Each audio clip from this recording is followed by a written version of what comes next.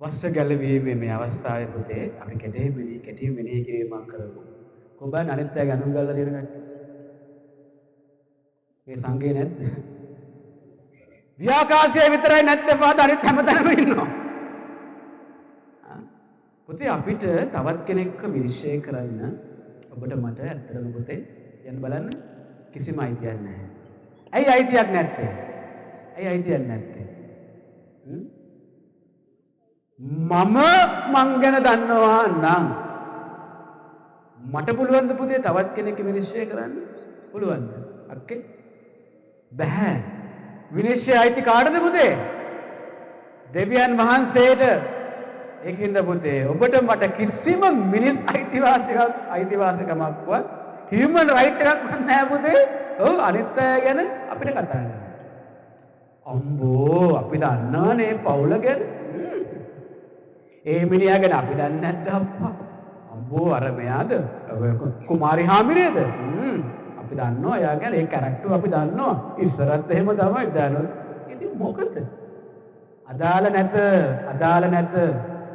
අපිට තියෙන්නේ පුතේ අපේ පෞකාරකම් දිහා හැරිලා බලන්න මිසක් අනිත් අයගේ පෞකාරකම් දිහාවත් අනිත් අය ජීවත් වෙන විදිහවත් පුතේ අපේ ජීවිතේ අපිට අදාළ නැහැ. තේරුණාද පුතේ? මම සර්ව සම්පූර්ණ නම් පුතේ මට පුළුවන් තවත් කෙනෙක්ව ජජ් කරන්න. ඒක තමයි අපි කියන්නේ ජජ්මන්ට් එක අයිති වෙන්නේ කාටද? ජේසුට විතරයි, දෙවියන් වහන්සේට පමණයි. අපිට තවත් කෙනෙක්ගේ වැරද්දක් දැකලා පුතේ වැරද්ද කෙලින් කියන එක තමයි කොන්ද පණ තියනවා කියන්නේ. චීත්තදින පිළිපින්නත් බෑනේ පුතේ. කෙලින් කියන්න ඕන.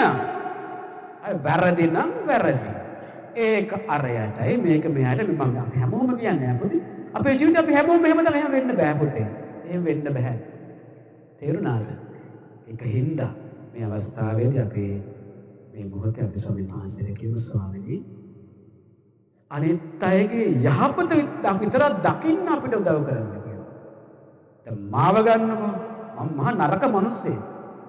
මගේ එක හොඳක්වත් දැකලා නැද්ද ඔයාලා?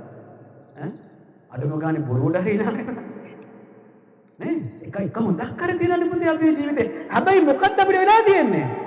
අපිට පේන්නේ මර මිනිස්සයාගේ වැරද්ද විතරක් නේ. එහෙනම් මොකද දැන් අපිට තියෙන්නේ? අපි බලන විදිය, අපි හිතන විදිය. ඒකනේ කියන්නේ ලංකාවේ මිනිස්සුන්ගේ ආකල්ප හදන්න බෑ. දැන් හදන්න පුළුවන් බැරි කමක් නැහැ. අපි හදාගන්න තවත් කෙනෙක් හදන්න බෑ පුතේ. ඒකින්ද අපි උත්සාහ